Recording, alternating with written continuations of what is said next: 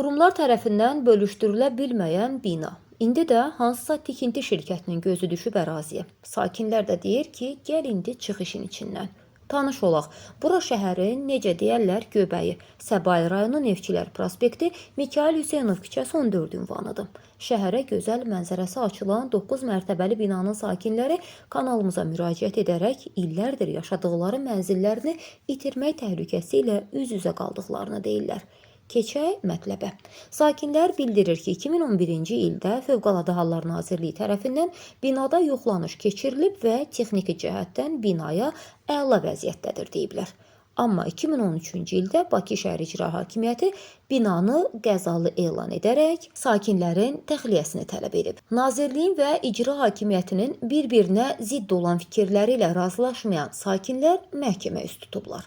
2016-cı ildə isə Dövlət Şəhərsalma və Arxitektura Komitəsinin tabeliyində olan Bakı Dövlət Layihə İnstitutu binanın yalnız kosmetik təmirə ehtiyacı olduğunu rəsmən təsdiqləyib. Bu da 3-cü dövlət qurumunun başı bəlalı binaya verdiyi rəy.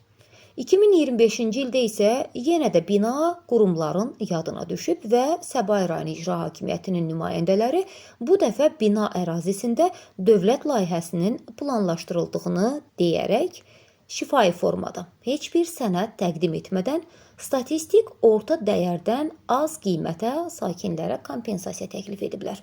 Sakinlər onu da qeyd edir ki, binanın yanında köhnə hərbi hospitalın yerində bina inşası nəzərdə tutulur.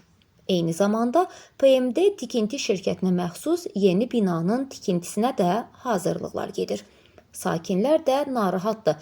Bildirirlər ki, bəlkə də bina heç bir dövlət layihəsinə daxil edilməyib və şəxsi maraqlar naminə sökülməsi tələb edilir. Yerində bina tikiləcək. Niyə də yox? Şəhərin düz mərkəzi və yaxşı pula satılacaq yeni mənzillər. Vətəndaşların sözlərinə görə hazırda binada yaşayış ola-ola infrastruktur söküntüsü işləri aparılır. Naməlum şəxslər tərəfindən bina dağıdılır. Sakinlərə isə psixoloji təzyiqlər göstərilir. Məlumatda o da bildirilir ki, yaxın zamanda liftlərin işi dayandırılacaq.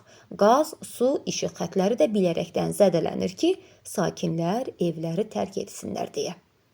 Bina sakinlərinin istəyi isə maddi vəsait deyil. Yeganə istəkləri odur ki, əgər bina doğrudan da hər hansı bir dövlət layihəsinə daxil edilirsə, bu zaman bina sakinləri tikiləcək binada və ya uyğun ərazidə mənzillə təmin edilsinlər. Ölkə başçısına müraciət edən bina sakinləri tezliklə problemin həll olunacağına ümid edirlər. Elə biz də ümid edirik ki, məsələ tezliklə hər kəsin razı qalacağı şəkildə həll olunacaq. Səsləndirilən iddialarla bağlı bütün maraqlı tərəflərin mövqeyini işıqlandırmağa hazırıq. Mövzu diqqətimizdədir.